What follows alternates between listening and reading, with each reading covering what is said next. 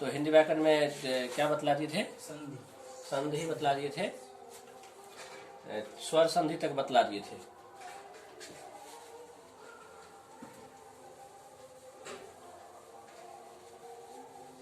स्वर संधि, व्यंजन संधि और विसर्ग संधि, ये तीनों संधि पहचानने में किसी को दिक्कत नहीं होना चाहिए। कोई दिक्कत लग रहा है? स्वर संधि, व्यंजन संधि, विसर्ग संधि को पहचानने में कहीं पर कोई संधि लिखा हुआ है, जैसे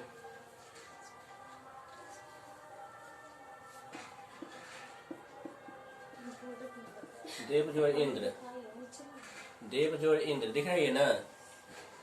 देव जोड़ इंद्र बराबर देवेंद्र होता है। आगे तुम लोग इस पर बैठा करना, इसको भी थोड़ा आगे कर लेना है कल से, इसको इतना पीछे नहीं, इसमें सटा करके इसको बैठना है, दोनों पर बैठना है, तो इसको पीछे वाला थोड़ा रहेगा। देखो, देव जोड़ इंद्र बराबर देवेंद्र, इसको कहेगा पहचानने के लिए कि कौन सा संधि है, स्वर संधि या व्यंजन संधि या विसर्ग संधि, तो पहचान जाओगे कौन संधि होगा। तुम बोलो तो संगीता, ये कौन सा संधि होगा? देव जोड़ इंद्र बराबर देवेंद्र, ये स्वर संधि या व्यंजन संधि या विसर्ग संधि, इस तीनों में। अभी स्वर का जो और भेद होता है, देह गुण वृद्धि या आदि, उसमें से नहीं। चाहे व्यंजन का में से व्यंजन का तो एक ही वही नाम कहा जाता है। तो स्वर या व्यंजन या विसर्ग, इस तीनों में से कौन सा संधि है? ये व्यंजन होगा। क्यों व्यंजन होगा? इसके पहचानने के लिए, संधि को पहचानने के लिए बतलाए थे कि देखना है कि इसके लास्ट में क्या है, इसके शुरू में क्या है, ये बोले थे ना। अब जैसे देखो, इसके अंत में क्या है, इसके अंत में क्या है, ये जो शब्द है ना, इसके अंत में क्या है? अ है अंत में, अ। वो जो है, वो में यदि या ऐसे हुआ है तो इसका मतलब होता है वो हलंत जोड़ अ, इसका ये मतलब होता है। तो वही पूरा हुआ है ना, हलंत नहीं ना है। जहां पर कहीं यदि केवल ऐसे लिखा है तो इसका मतलब सिर्फ वही होगा, लेकिन वो पूरा है तो इसका मतलब हुआ वो हलंत और अ, मतलब इसमें स्वर भी है। इसको हम बोल नहीं सकते हैं, वो को अ बिना अ के कैसे बोला जाएगा? तो पहचानने के लिए हलंत दे देते हैं, बिना अ का वो है ये। इसको बोलेंगे क्या, कुछ नहीं बोला जा सकता है। जब ये वो बोलेंगे तो अ बोला जाएगा, बोलाएगा यही। लेकिन यदि ऐसे लिखा हो तो समझेंगे इसमें वो हलंत अ है, ऐसे लिखा हो तो सिर्फ वो हलंत है। यहाँ पर क्या है, वो भी है, वो हलंत भी है, अ भी है। एम से आ जाया करेगी। चलो समझो, अब इसमें है वो हलंत है, अ है, तो लास्ट में अ आया ना। यदि किसी भी में यदि हलंत नहीं लगा हुआ है तो समझो उसके आगे कोई ना कोई स्वर होगा, जो मात्रा है, नहीं कुछ मात्रा है, तो अ है अंत में, तो इसके अंत में अ, और इसके शुरू में यहाँ पर ई, हर्ष ई है ना। तो ये भी स्वर है, ये भी स्वर है, दोनों स्वर है ना। स्वर संधि हो गया, ये स्वर संधि हो जाएगा। दिक्कत इसी पर, यदि लेकिन वही हलंत रहेगा। जैसे देखो यहाँ पर उद्घाटन, क्या, उद्घाटन, उद्घाटन,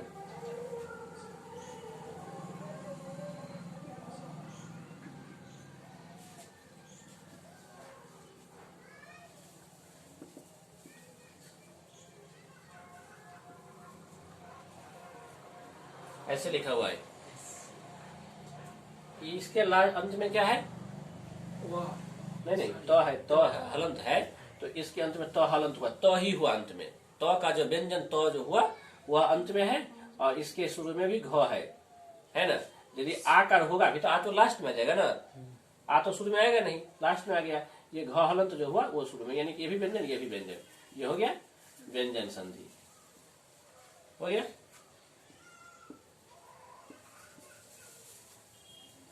एक और उदाहरण ले लो, उज्जवल,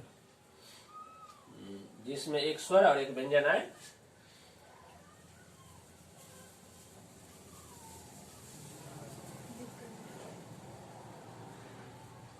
महेंद्र,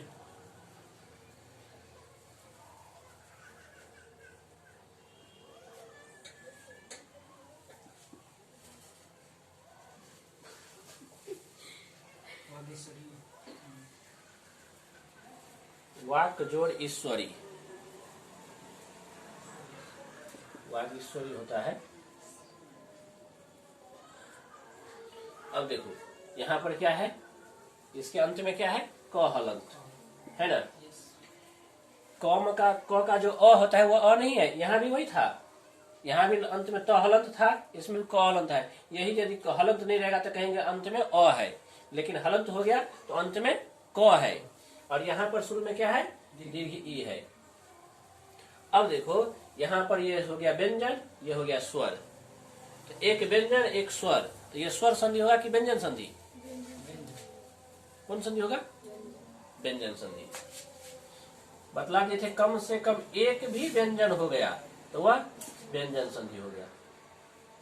कोई दिक्कत समझने में, दो में से एक भी यदि व्यंजन हो गया तो वह व्यंजन संधि, दोनों स्वर हो जाएगा तब स्वर संधि। विसर्ग संधि पहचानने में कोई दिक्कत ही नहीं है, बीच में विसर्ग रहेगा तो विसर्ग संधि होगा, नहीं रहेगा विसर्ग तो नहीं होगा विसर्ग संधि।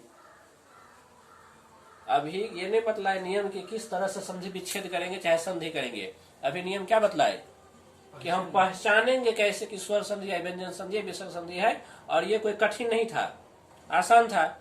दोनों के देखेंगे इसके अंत में क्या है, इसके शुरू में क्या है, दोनों यदि स्वर तो स्वर संधि, कोई एक भी व्यंजन तो व्यंजन संधि, दोनों व्यंजन तभी व्यंजन संधि हो गया। ये कोई दिक्कत ही नहीं इसमें।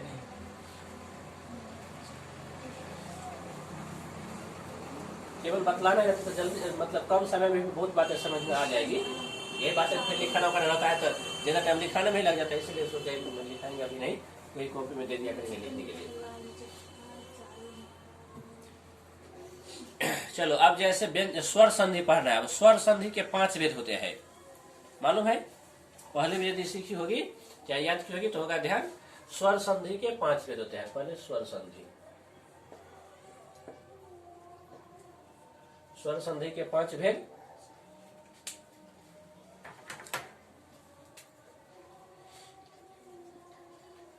दीर्घ संधि, दूसरा जो है गुण संधि, वृद्धि संधि, यन संधि, अयादि संधि। दीर्घ, गुण, वृद्धि, यन और अयादि, ये 5 जो भेद है स्वर संधि के। 1-2 भेद आज समझ लोगे, 2 भेद कम से कम, क्योंकि समझना होता है तो इसी स्वर संधि को ही। व्यंजन संधि का फिर जैसे नियम होता है, जितना नियम लिखने वाला है तो वह लिख लेगी तुम लोग, तो अपने भी नियम ध्यान याद रख लोगे तो उसका समझ में आ जाएगा। इसमें जो है नियम को समझना होता है।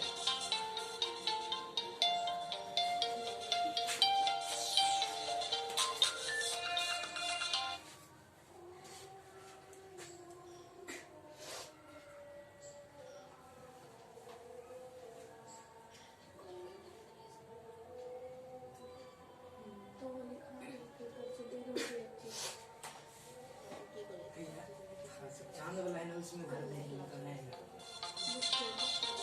दूसरा डाल दीजिए ना, ये वाला है।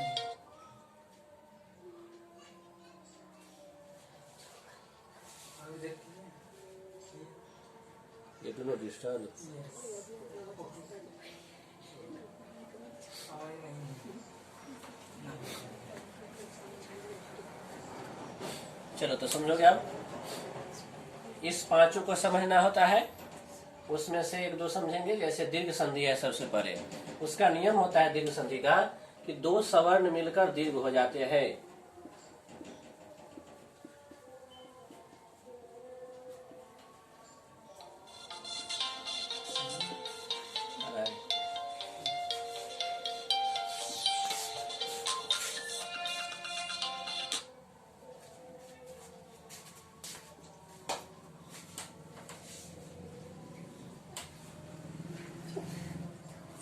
दो सवर्ण मिलकर दीर्घ हो जाते हैं, यह नियम हुआ। स्वर संधि का 5 भेद, 5 भेद में पहला भेद दीर्घ संधि। दीर्घ संधि कहेंगे किसको, चाहे क्या उसका नियम होता है। दीर्घ संधि में क्या होती है, तो 2 सवर्ण मिलकर दीर्घ हो जाते हैं। सवर्ण किसको बोलेंगे, अब जैसे अ आ, ये एक सवर्ण हुआ। हर्षी दीर्घी एक सवर्ण हुआ। हर्षु दुर्घु एक सवर्ण हुआ। और इसी प्रकार और भी समझते जाएंगे, पहले इतना ही में है। हर्ष ई, दीर्घ ई, इसके बाद ये पहले इतना को समझ लोगे क्या। जैसे अ प्लस अ बराबर आ प्लस आ बराबर आ। ए जो है ऐ है वह एक सवर्ण में आया, ओ जो है औ जो है वह एक सवर्ण में आ जाता है ना। अ भी होता है जैसे कि अ प्लस अ बराबर। हाँ, यानी कि इन दोनों का जोड़ा हुआ अ और आ को कहा जाएगा एक सवर्ण। तो इसमें से इस दोनों में से कोई भी दो रहेगा तो होगा दीर्घ ही, हर एक में। एक हर्ष हुआ, इस को जो है अभी छोड़ ही पहले इतना ही को समझेंगे। यदि अ और आ जो है, अ और आ में से दोनों यदि अ है तब भी आ हो जाएगा, और एक अ है और एक आ है तब भी आ हो जाएगा। इस ये लाइन हुआ हर्ष का, ये लाइन हुआ दीर्घ का। ये हर्ष ये दीर्घ हुआ ना। तो एक दोनों भी हर्ष, जैसे मान लो यहाँ पर दोनों अ है, ये भी अ और ये भी अ, तभी हो जाएगा आ। और एक रहेगा अ और एक रहेगा आ, तभी हो जाएगा आ। दोनों रहेगा आ तभी हो जाएगा आ, मतलब आ की मात्रा हो जाएगा। इसी प्रकार हर्षित दीर्घ का भी समझ सकते हैं। दोनों ओर यदि हर्ष ई की मात्रा है तभी दीर्घ ही होगा, दोनों ओर दीर्घ है तभी दीर्घ ही होगा। एक और हर्ष ई है एक और दीर्घ है तभी दीर्घ ई होगा। इसमें कोई दिक्कत नहीं ना समझने में। अब इसको किसी उदाहरण के माध्यम से समझते हैं। अब जैसे ले लो शिवालय ले लो, चलो शिवालय ही ले लेते हैं। शिव जोड़ आलय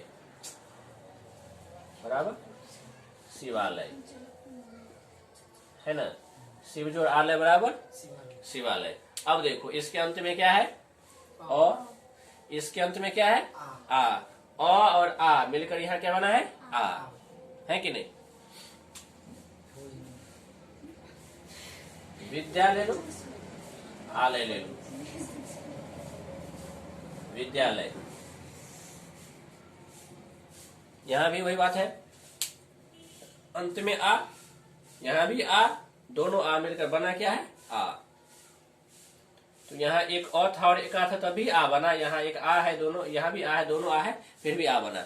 यानी क्या दो सवर्ण रहेगा, एक ही तरह का दो रहेगा, दोनों बनकर मिलकर के जो बनेगा दीर्घ ही बना। एक दो उदाहरण और समझ लो।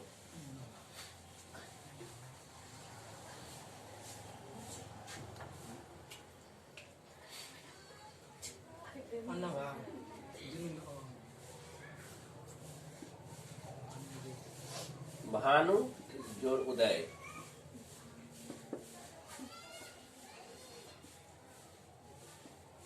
भानुदय। अब यहां देखो, यहां क्या है दीर्घ, दीर्घ उ हो गया ये। यहां पर ह्रस्व उ, दोनों मिलकर बनेगा क्या दीर्घ उ। क्योंकि दो सवर्ण मिलता है तो बनता है दीर्घ, हर्ष तो बनता नहीं है, दीर्घ बनता है। यहाँ बन गया है दीर्घ, बन गया नहीं यहाँ पर। इसी प्रकार हमें हर जगह होता है। कोई भी उदाहरण ले सकते हैं। जैसे देखो मही जोड़ इंद्र, क्या हो जाएगा महेंद्र। महेंद्र होगा कि महेंद्र होगा, महेंद्र होगा। महेंद्र गलती हो जाएगा। महेंद्र किसी का नाम है तो महेंद्र बताता है, महेंद्र गाँव घर में बोलते बोलते महेंद्र महेंद्र बोलते रहते हैं, उसको नहीं बोलता है, गलती बोलता है। महेंद्र गलती हो गया, ये वाला सही है सर, ये भी सही है, ये सही है, लेकिन उसमें एक आ रहता है। एक आर नाम सब रहता है, उसको एक आर, उसमें एक आर रहता है। ये नहीं नाम रख सकता है, ये भी रख सकता है, ये भी नाम रख सकता है। तो महेंद्र कोई बोलेगा कि महेंद्र गलती वर्ड है, महेंद्र वो सही शब्द है, इसको गलत शब्द उसको सही शब्द बतला जाएगा, वो नहीं हो सकता है। नाम पराया जो रहता है, किसी का गाँव घर में नहीं नाम रहता है, तो वह रहता है पराया, यही प्रायः जो है यही नाम महेंद्र रहता है सबका। तो वो भी सही शब्द है, ये भी सही शब्द है, इसको भी गलती शब्द नहीं कर सकते हैं। यह हुआ मही जोड़ इंद्र। मही मतलब क्या होता है मालूम है, महा, इसका संधि विच्छेद करेंगे तो महाजोड़ इंद्र होगा, देवताओं का राजा, देवता होगा सर, महाजोड़ इंद्र। इसका जो करेंगे तो मही जोड़ इंद्र, यहाँ मही यहाँ महा। ये जो है ये दीर्घ संधि नहीं है दीर्घ संधि, ये दोनों सवर्ण होना चाहिए था ना, ये नहीं है इसमें सवर्ण, ये आगे पढ़ेंगे कौन संधि है, ये दीर्घ संधि है।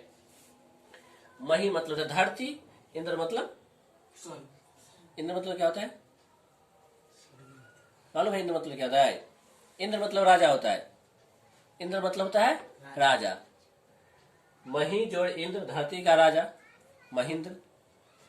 महेंद्र, महा जोड़ इंद्र, महान राजा, वह महेंद्र हुआ।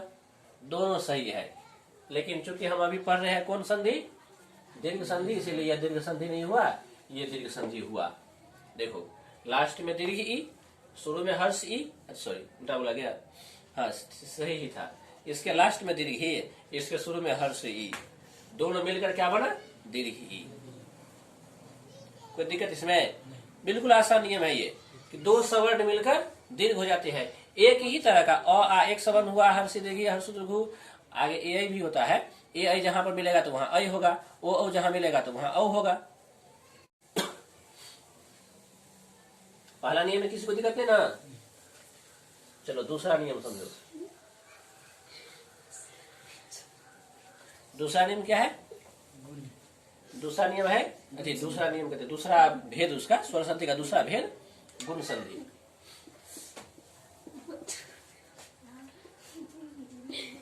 देखो गुण संधि में नियम क्या है, यदि अ आ के बाद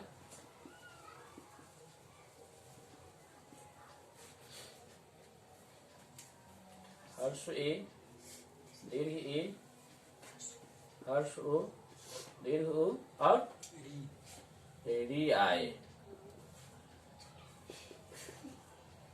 अ आ के बाद हर्ष ई, दीर्घ ई, हर्ष उ और री आए तो क्या होता है?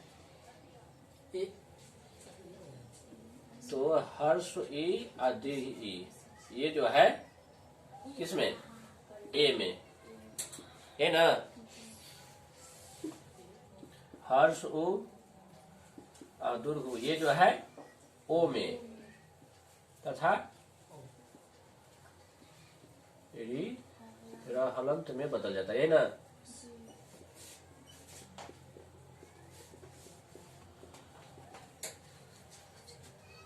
समझ रहे हैं ना नियम?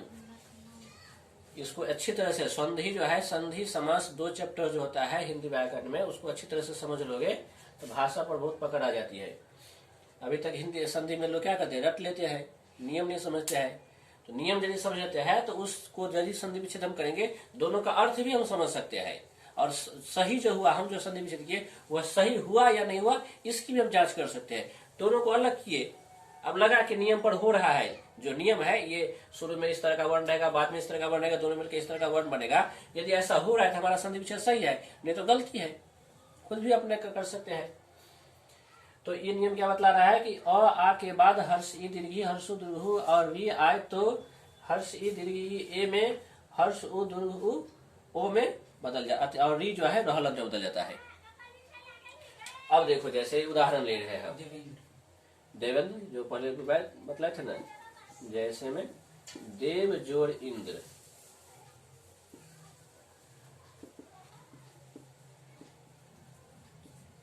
देव जोड़ इंद्र बराबर देवेंद्र। अब देखो इसके अंत में अ है ना, आ भी रहेगा तब भी देवेंद्र ही बनेगा। मान लो कहीं पर लिखा हुआ है देवा जोड़ इंद्र, यदि देवा शब्द होगा, खुशबू कुमारी, देवा शब्द होता है? होता देवा शब्द? नहीं। किसी का नाम रख देगा देवा, नाम तो किसी का कुछ भी रख सकता है, रोक थोड़ी है। शब्द चाहे हो या नहीं हो, किसी का कुछ भी नाम रखा जा सकता है। देवा शब्द चाहे देवः, देवो, देवा संस्कृत में शब्द होता है ना बहुवचन में, तो उस आधार पर भी कहीं कहीं जो है बिना विसर्ग का भी चलता है, तो देवा उससे भी परिचित हो जाते हैं। तो लेकिन देवा शब्द हिंदी में समान रूप से होता नहीं है, इसीलिए इसको हम कहेंगे कि यह शब्द क्या है, गलती है। देव जोड़ इंद्र वह सही है। लेकिन कोई आकार वाला भी स्वर आए, शब्द आए, समझ लिए, लास्ट में यदि आकार भी आएगा और यहाँ पर हर्ष ई या दीर्घी में से दोनों में से कुछ भी आए, चाहे हर्ष ई चाहे दीर्घी, वहां होगा एक ही मात्रा ही। समझ में आया? ये नियम समझी? यहाँ पर और रहेगा चाहे आ रहेगा, शुरुआत वाले के अंत में जो है और रहेगा या आ रहेगा। आ वाला भी एक उदाहरण दे देते हैं, जैसे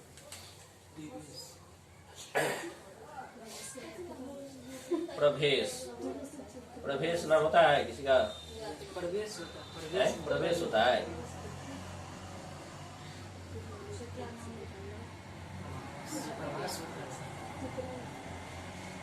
नहीं होता है, मान लो हम मान लो प्रवेश, वर्ड शब्द तो हो सकता है सही। प्रभा जोड़ ईश, प्रवेश, सूर्य को प्रवेश बोल सकते हैं, प्रभा है उसमें, आभा प्रभा है ना, रोशनी। तो मान लो प्रभा लास्ट में क्या है, आ, यहाँ लास्ट में क्या था, और यहाँ शुरू में है हर्ष ई, यहाँ शुरू में है दीर्घ ई, लेकिन बना क्या, यहाँ भी एकार बना, यहाँ भी एकार बना। तो ये गलती इसलिए हो गया कि क्योंकि ये वर्ड यानी कि देवा शब्द हिंदी में पूरा पूरा सटीक नहीं होता है, इसीलिए ये गलती हो गया। यहाँ नियम क्या समझना था कि अंत में और है तब भी, आर है तब भी, यहाँ हर्ष ई आए तब भी, यहाँ दीर्घ ई आए तब भी बनेगा क्या, ए। इसी प्रकार शुरू में अ में से कुछ रहे, लेकिन यहाँ पर यदि हर्ष उ दीर्घ आ जाएगा अंत में, तो क्या बन जाएगा, ओ बन जाएगा। उसका एक उदाहरण देख लो।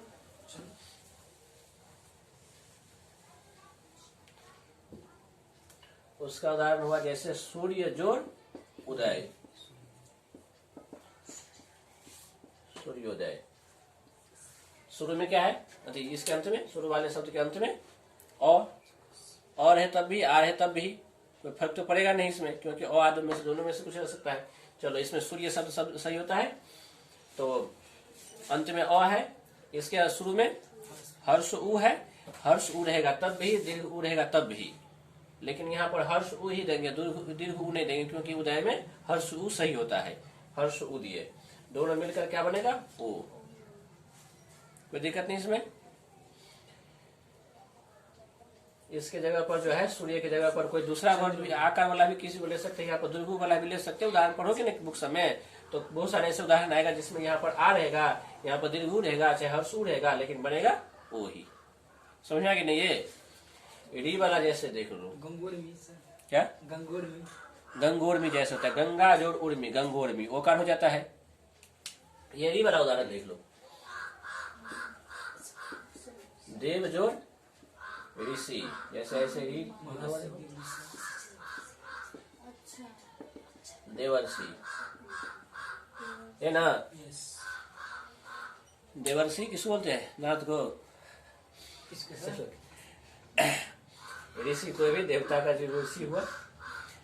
तो यहाँ पर देव जो ऋषि बराबर देवर्षि जो है, अंत में है अ, है ना, अंत में अ, इसके शुरू में री, नियम था ना। अ आ के बाद जो है हर्षित गया था, एकार हो गया, हर्षित हुआ तो ओकार हो गया, री आए तो क्या हो जाएगा, रहलंत हो जाएगा, आधा र, जिसको बोलते हैं ना आधा र, मतलब अ उसमें नहीं रहेगा। तो यहाँ पर देखो ऊपर में ये रेफ है, ये रेफ है ना, ये आधा र है, ये पूरा र है, आधा है, आधा र है। इसमें जैसे कई जगह डाउट होने लगता है, जैसे देखो यहाँ पर लिखा है क्रम, है ना, इसमें क आधा है, इसमें तो र है, इसको भी र बोलते हैं ना, र तो आधा तो मतलब किसी के साथ जुड़ता है, संयुक्त जो होता है ना र, तो इस तरह का र कहीं नहीं लिखा जाता संयुक्त में। देखिए संयुक्त में इस तरह का लिखा हुआ किसी शब्द में, चाहे र शुरू में तब भी बाद होता है, तभी ऐसा र तो आधा नहीं लिखा होता है, थोड़ा ऐसे इतना लिख देगा, इसमें कुछ जोड़ देगा, ऐसे नहीं होता है। आधा किसी के साथ, आधा रहे चाहे पूरा रहे, किसी का जुड़ेगा तो इस रूप में लिखा हुआ देखोगे, चाहे इस रूप में लिखा हुआ देखोगे। तो इसमें क आधा है या र आधा है, र पूरा है, क्या है इसमें बोलो तो संगीता, आधा है सर, र आधा है, देखने में थोड़ा सा आधा लग रहा है, नहीं साइज उसका कम लग रहा है, तो क्या समझेगा, जब साइज उसका कम है तो पूरा कैसे उसको मान लेंगे, ये सोच के बोल रहे हो। क तो एकदम पूरा पूरा लग रहा है, क का कहीं कटा हुआ भी नहीं लग रहा है, तो क आधा कैसे हो जाएगा, लेकिन लेकिन समझोगे क्या, यहाँ पर समझोगे, जब संयुक्त होता है, जहां पर भी संयुक्त होगा ना दो वर्ड में, तो जो पहले आएगा वो आधा होगा, वो आधा होगा, और जो बाद में वो पूरा हुआ। तो क्रम जो पढ़ते हैं तो इसको क्या पढ़ते हैं, क र म ऐसे करके, तो पूरा क र म पढ़े देंगे तो पूरा हो जाएगा, ये संयुक्त का कोई महत्व ही नहीं रहेगा। लेकिन क्रम जो पढ़ते हैं तो पहले क पढ़ाता है तब न र पढ़ाता है, क आधा हुआ र पूरा हुआ। यानी कि इसको यदि हम वर्ण विच्छेद करेंगे, वर्ण विच्छेद किया जाता है अलग अलग, तो ऐसे लिखा जाएगा क हलंत जोड़ र हलंत जोड़ अ, यानी कि र में अ है ही, आगे महलंत आ अपना अ है ना, क यहाँ पर आधा है, र पूरा है, यानी कि जहां पर हमको पूरा र लिखना रहता है, ये बात ध्यान रख लोगे, इसमें बहुत लोगों को मिस्टेक हो जाता है। सर जैसे उम्र में तो उसमें भी यानी कि हाँ, म आधा है, र पूरा है। अब जैसे देखो, यानी कि पूरा र लिखना रहेगा तो इस तरह से लिखते हैं, संयुक्त में किसी वर्ण के साथ संयुक्त है उसमें पूरा र लिखेंगे तो इस तरीका से लिखेंगे, और आधा र लिखेंगे तो इस तरीका से लिखेंगे। यहाँ क्या बतलाया गया था, र हलंत में बदल जाता है, आधा र ना, पूरा र रहता तब ना यहाँ पर लगाते, चाहे कहीं पर भी स्वर में, लेकिन आधा है तो स्वर में रेफ लगा देंगे। जिससे पहले होगा आधा र उसके ऊपर में रेफ लगा दिया जाता है। तो 100 से पहले होगा, मूर्धन 100 से पहले ना, इसलिए वहां पर रेफ लगा दिए। इसी में यदि इसको लिख देंगे ऐसे, कर्म, कर्म जो यहाँ पर म के ऊपर में जो लिखा है, इसमें र आधा हुआ, म पूरा हुआ। इसका जो वर्ण विच्छेद करेंगे तो क हलंत जोड़ अ जोड़ र हलंत, इसमें र में अ नहीं रहेगा, म हलंत जोड़ अ। इस चीज को समझने में कोई दिक्कत नहीं ना, तो इसी आधार पर यहाँ पर समझेगा। यदि आधा र है, र हलंत है, ऊपर में रेफ होगा देवर्षि। यहाँ पर आकार है तब भी, और है तब भी, जैसे महर्षि होता है, महाजो ऋषि।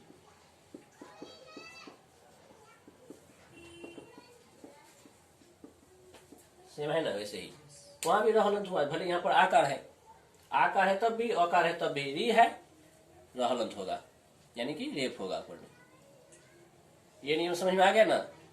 2 ही नियम आज समझोगे, कम कम करके समझोगे, क्योंकि समझना रहेगा इसमें केवल स्वर संधि का।